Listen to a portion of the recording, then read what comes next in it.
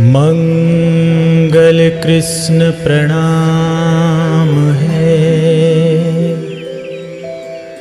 मंगल धर्म प्रकाश, मंगल सुंदर साथ है,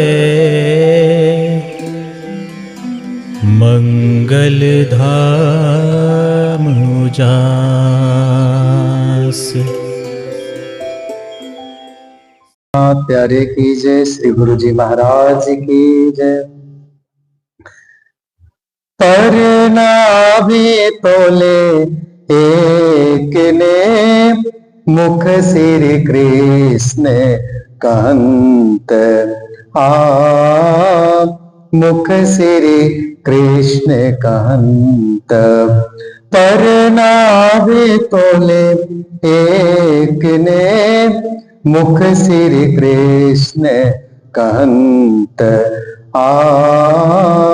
मुख श्री कृष्ण कहंत।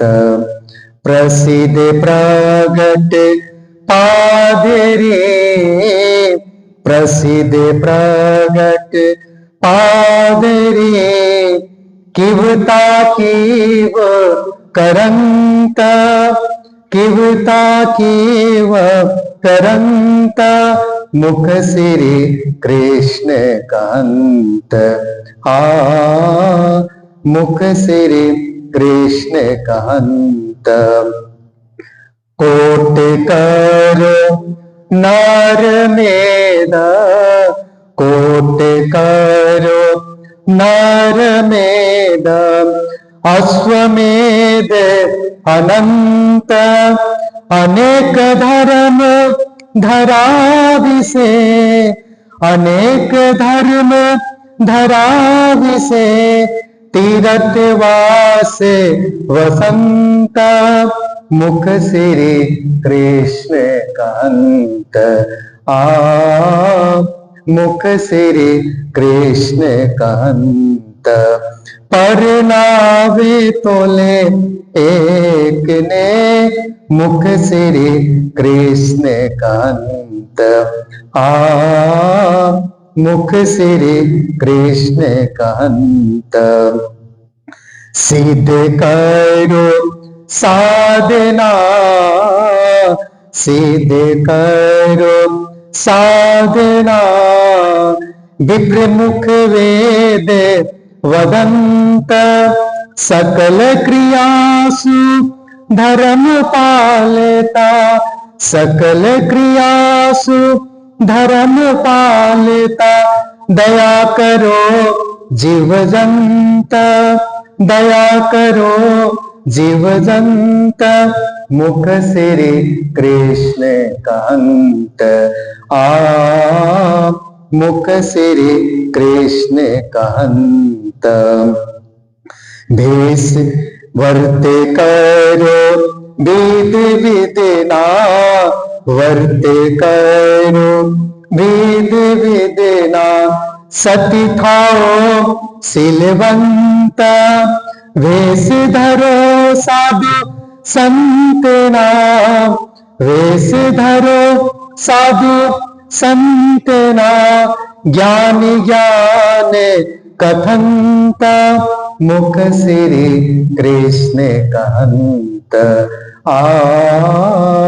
मुख श्री कृष्ण कहंत।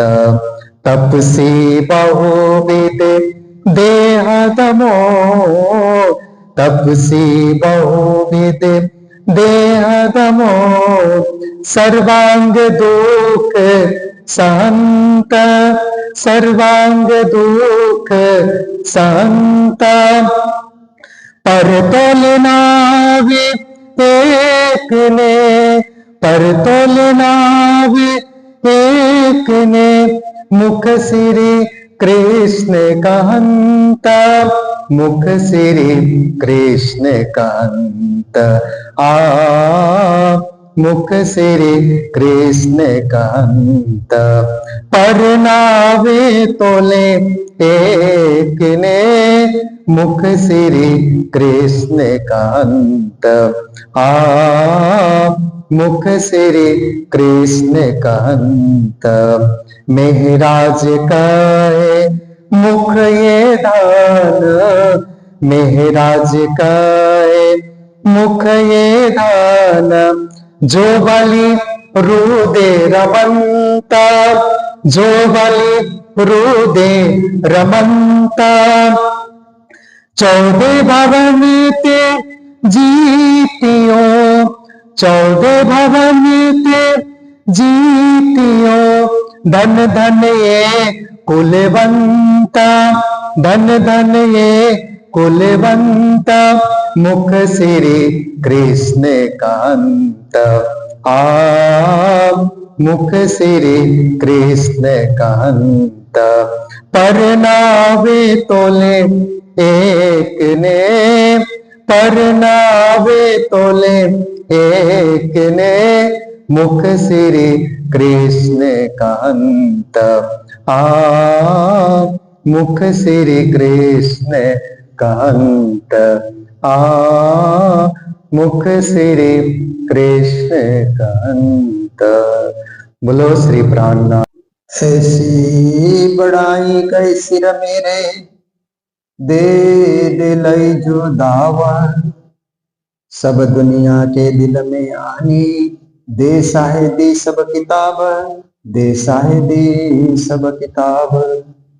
बोलो कृष्ण कन्हैया लाल की, श्री निजानंद स्वामी की, श्री प्राणनाथ प्यारे की जय। महारानी बाईजुराज की जय, महाराजा छत्रसाल की जय, गुरु जी मंगलदास महाराज की जय। श्री कृष्ण प्रणामी धर्म की जय, तीनों पुरी धाम की जय, सर्व सुंदर साथ की जय। मांगता हो मेरे दुल्हा प्रणाम।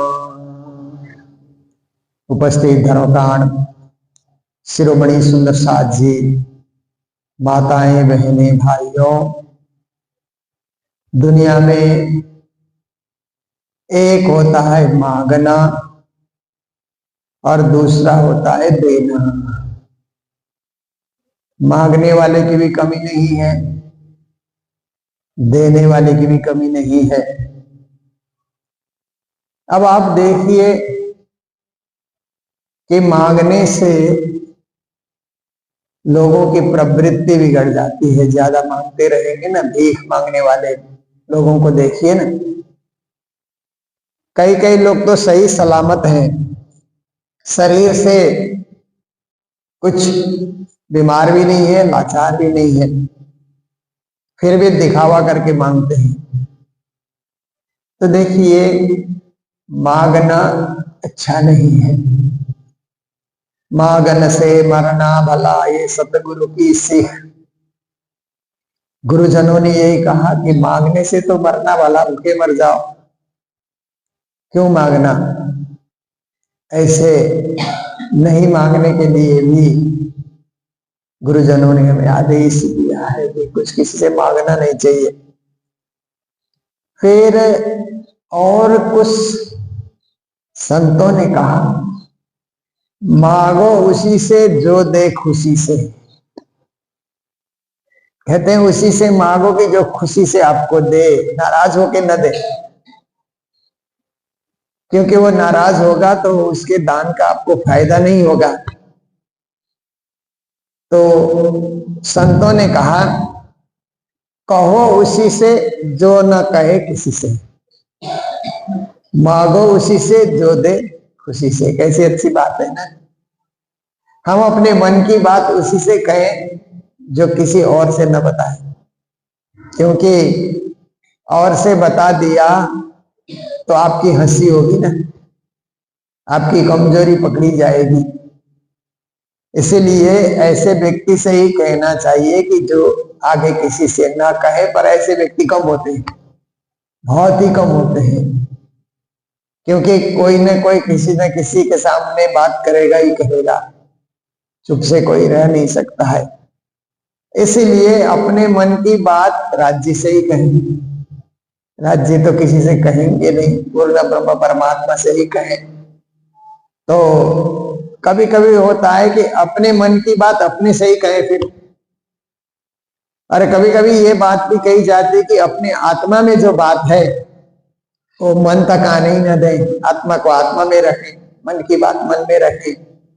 ऐसे भी होता है कभी कभी कोई चीज हम किसी को बताते ही नहीं, जैसे धन के विषय में, धन के विषय में कोई किसी को बताता है, पति पत्नी में भी कभी कभी नहीं बताया जाता है धन के विषय में। जैसे माताएं कुछ छुपा करके रखती है तो कहाँ बताती है, नहीं बताती है, और पुरुष लोग भी कमाते हैं बैंक में रखते हैं तो नहीं बताते हैं।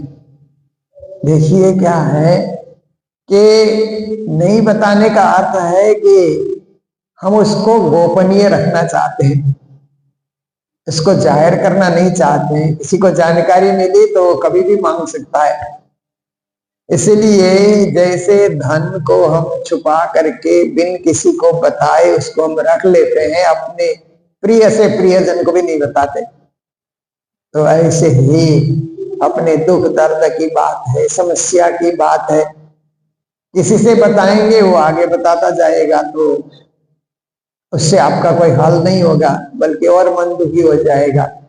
इसीलिए हम ऐसे व्यक्ति से कुछ बात कहे ही नहीं जो हमारे जो है हमारी बातों को विज्ञापन कर दे। तो नहीं करने वाले लोग मिलते ही नहीं दुनिया में, कहाँ मिलते हैं।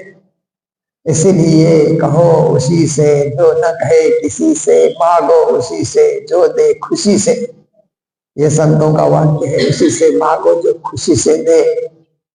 तो हम लोग जब, क्योंकि मेले आते हैं तो हम लोगों को पारायण संकलन करना तो होता ही है, तो कुछ कुछ सुंदर साथ में जाहिर कर देते हैं कि ऐसे मेले आ रहे हैं, ऐसे पारायण जो खुशी से देते हैं तो हम लोग पारायण लगा देते हैं, पर तुमको देना ही पड़ेगा ऐसा हम लोग नहीं बोलते हैं, क्योंकि उससे उसका मन दुखी हो जाएगा, उसको देने की इच्छा नहीं है, तो क्यों किसी से जबरदस्ती करना।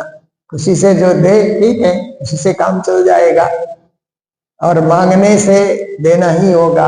कई कई लोग कुछ ऐसे होते हैं ना कि आपको ये करना ही होगा, जैसे ज्योतिषी लोग होते हैं ना, ज्योतिष देखने वाले, ये पूजा आपको करानी होगी, नहीं तो ये ग्रह आपके ऊपर चढ़ा हुआ है, ये छोड़ने वाला नहीं है, बहुत नुकसान करके जाएगा, कितना खर्च लगेगा, 10,000, 20,000, 50,000, कई कई ज्योतिष तो लाख लाख भी बात करते हैं। तो आप देखिए कि फिर आप डर के मारे, आप डर जाएंगे ये ग्रह मेरे ऊपर बैठा हुआ है, तो आप फिर डर के मारे पूजा पाठ करा लेते हैं, करते हैं, पर किसी को दुखी करके जो लिया गया वो धन उसको भी सुखी नहीं करेगा। किसी के मन में पीड़ा हुई, आप उस चीज को स्वीकार कर रहे हैं तो पीड़ा के साथ ही स्वीकार कर रहे हैं ना, उसको खुशी के साथ स्वीकार नहीं कर रहे हैं। एक मन में दर्द है, उस दर्द के साथ उसको स्वीकार कर रहे हैं, तो उसका भी क्या भला होगा। तो देखिए संसार में, अब देखिए कि कभी कभी संत गुरुजन भी कहीं प्रोग्राम होता है, कुछ मेले होते हैं, तो उसके लिए आह्वान तो करते ही है कि ये कार्यक्रम हो रहा है, तो उसके लिए कवियों ने कहा, मर जाऊं मांगो नहीं अपने तन के कास, परमार्थ के कारणे मोहे न आवे लास। ये भी संतों की वाणी है कि अपने लिए तो हम मांगेंगे नहीं, अपने लिए मांगने से तो मर जाना भला है, पर जहां परमार्थ का कार्य हो रहा है तो मांगने में मुझे लाज नहीं होगी, क्योंकि उससे परमार्थ होगा, समाज की सेवा होगी, जरूरतमंदों की सेवा होगी। इसके लिए संत गुरुजन आह्वान करते हैं। पर जितने भी वेशधारी संत गुरुजन होते हैं ना, गुरु से वेश धारण किए हुए, वैराग्य वेश धारण किए हुए, वो समाज की संपत्ति को अपने प्रयोग में कभी नहीं लगाते हैं, व्यक्तिगत प्रयोग में नहीं लगाते हैं, क्योंकि वो देखते हैं समाज की चीज समाज में जाए। हम तो माध्यम बने हुए हैं, समाज से जो आया समाज के पास चला जाए।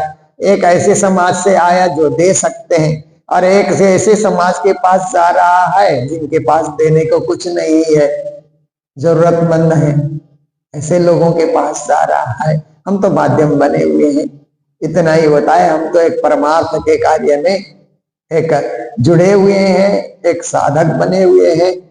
तो ऐसी बात है।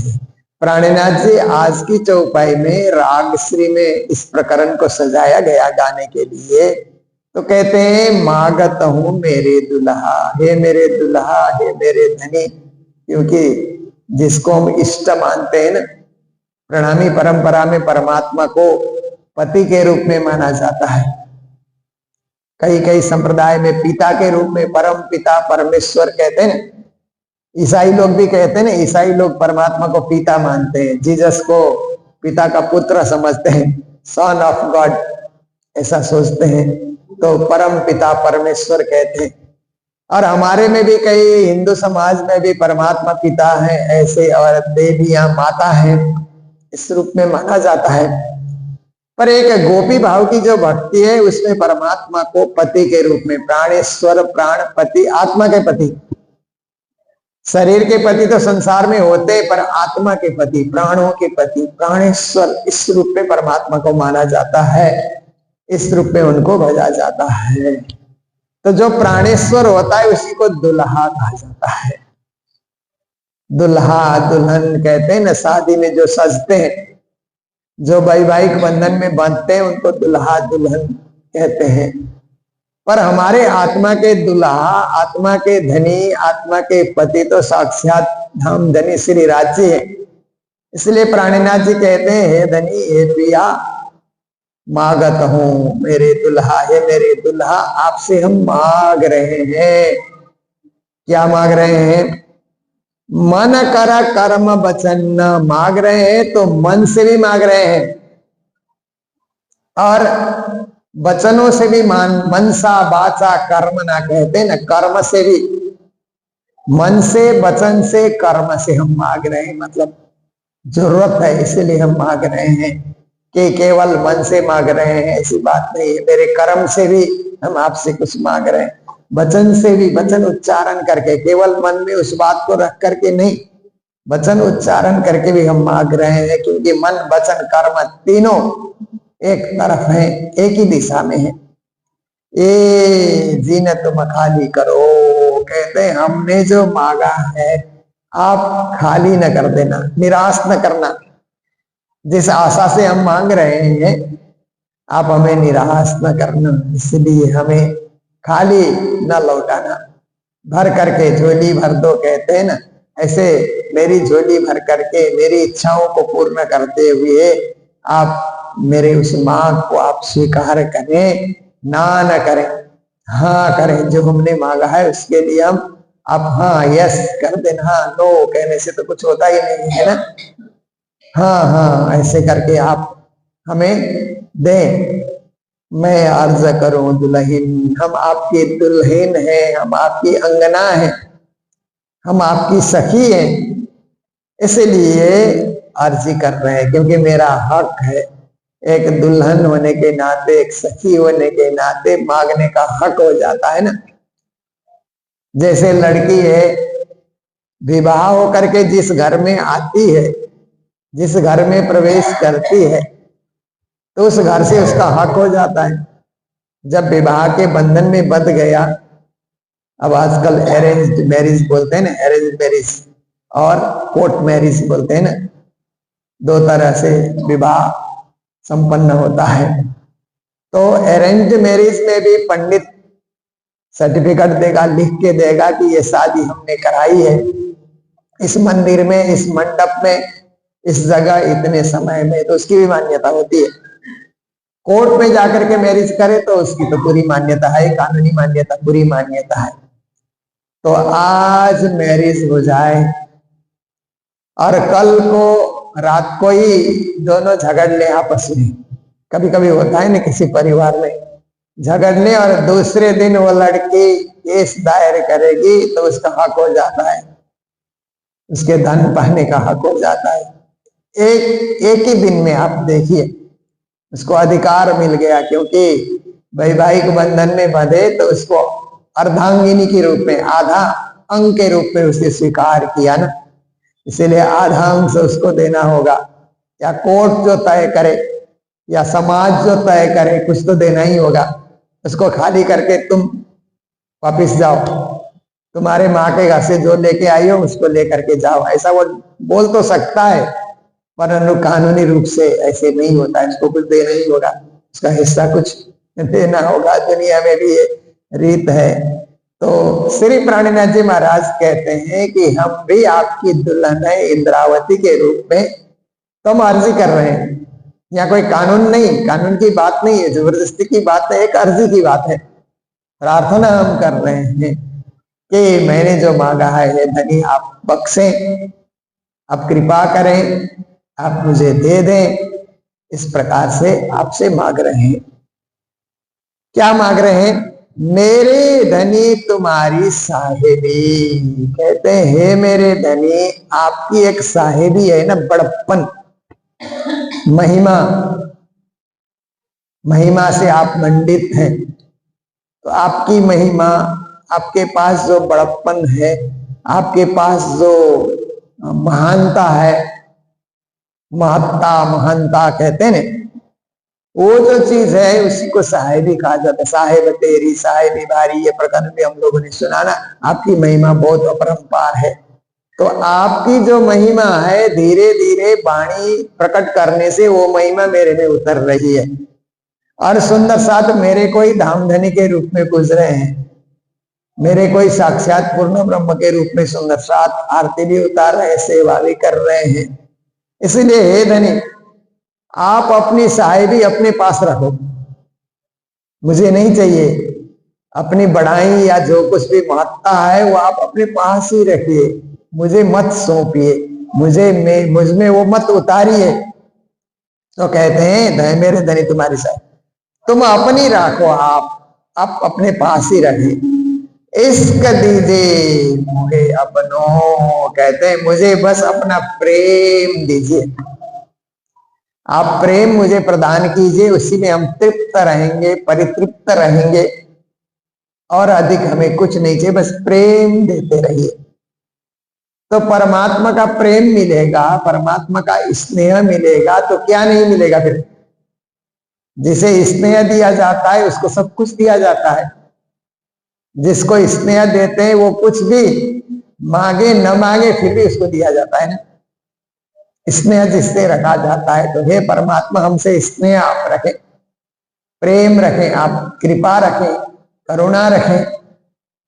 बस इतना ही हमें चाहिए कि मुझे प्रेम दीजिए, क्योंकि बिना प्रेम हम जी नहीं सकते हैं। परमात्मा से प्रेम टूट जाए तो हम कहां जी सकते हैं, कहां जाएंगे? मंदिर से प्रेम छूट जाए तो कहां जाएंगे, कहां बैठेंगे? घर में कितने दिन रहेंगे? मंदिर में आकर के परिक्रमा करते हैं, कितनी शांति मिलती है ना। अंदर से परिक्रमा कीजिए, बाहर से कीजिए, कहीं से भी परिक्रमा कीजिए, एक शांति मिलती है। घर में कहां घूमेंगे, कमरे में इधर उधर चक्कर काटेंगे।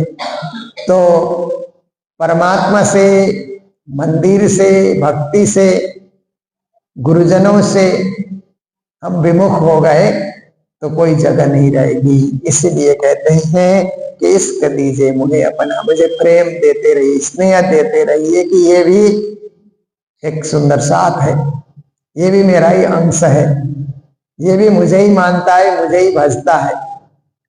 ऐसा सोच करके मुझे प्रेम दीजिए। तो कहते हैं मैं तासों करूं मिलाप, उसी प्रेम से हम आपसे मिलना चाहते हैं। इस कसों सेवा करूं सब अंगों साक्षात, हम लोग अर्जी में बोलते हैं ना। जब चर्चा पूरी होती है तो हम लोग अर्जी गाते हैं। तो अर्जी में हम लोग गाते हैं कि हे धनी, प्रेम से आपकी सेवा कर सकें सब अंगों से, मतलब प्रेम से आकर के हम यहाँ प्रणाम करें ना तो सब अंग झुक गए ना।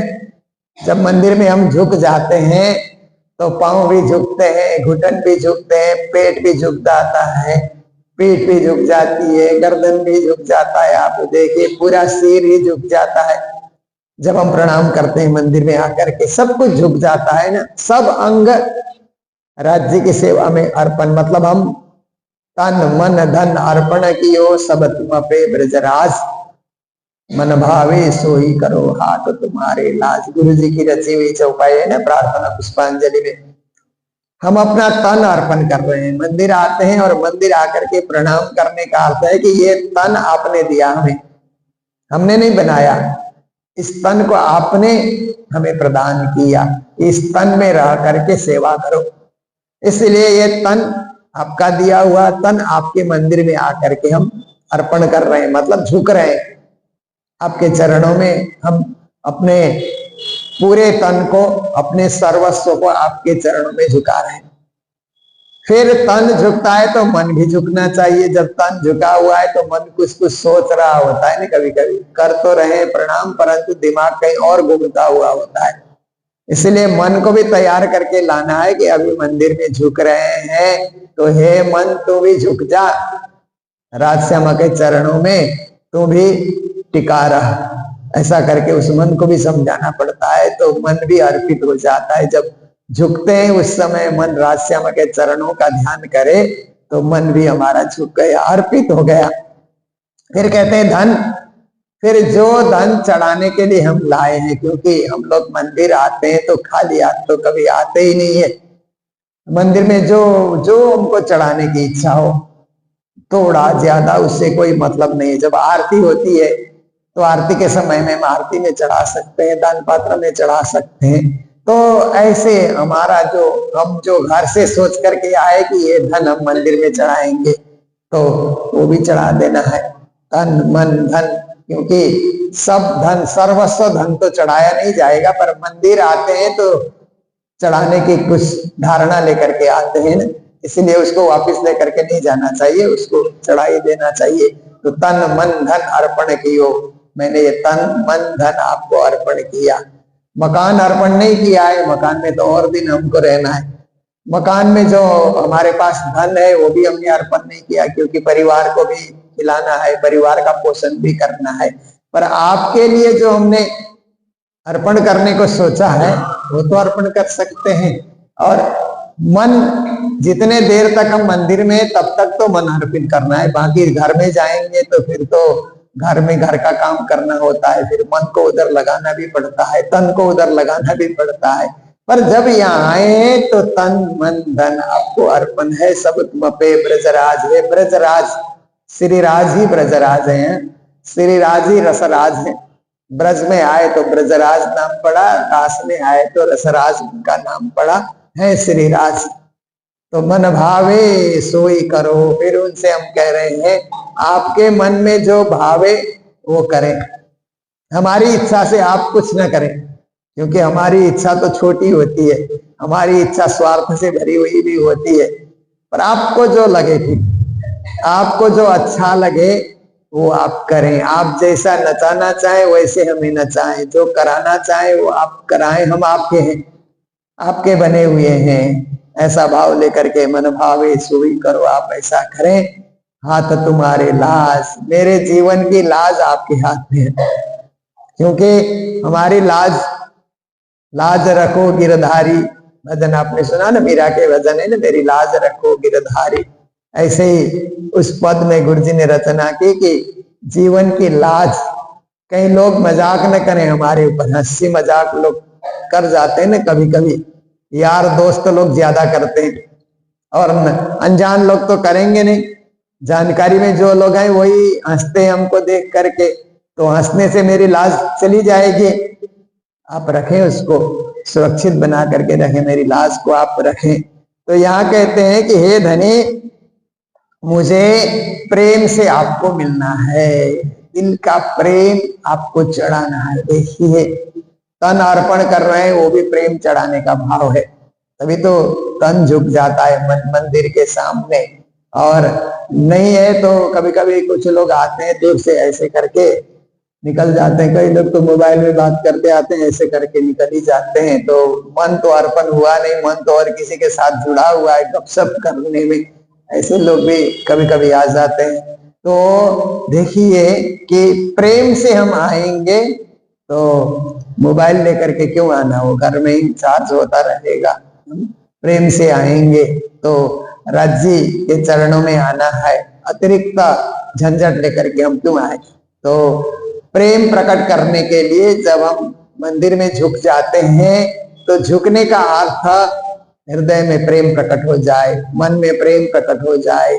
और फिर जब हम आरती करते हैं तो भी प्रेम प्रकट करने के लिए, प्रेम चढ़ाने के लिए, प्रसाद धराते हैं प्रेम चढ़ाने के लिए, फूल तोड़ करके लाते हैं प्रेम चढ़ाने के लिए। पर सब फूल नहीं तोड़ना चाहिए, फूल को खिलने देना चाहिए बगीचे में।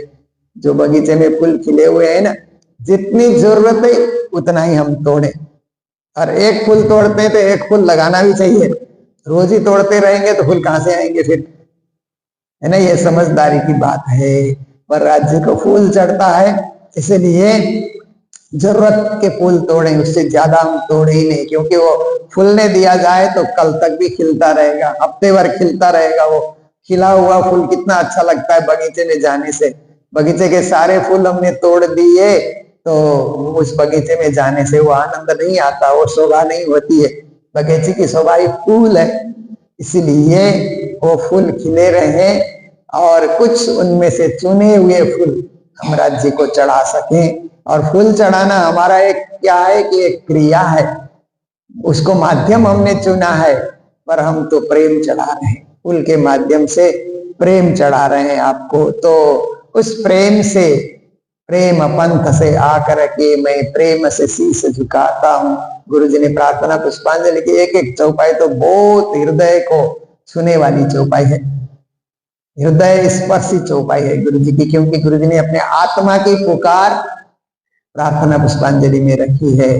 तो प्रेम पंथ से आकर के मैं, देखिए हम तो अलग अलग सड़कों से चल करके आते हैं ना, पर एक प्रेम का भी पंथ है, प्रेम का मार्ग।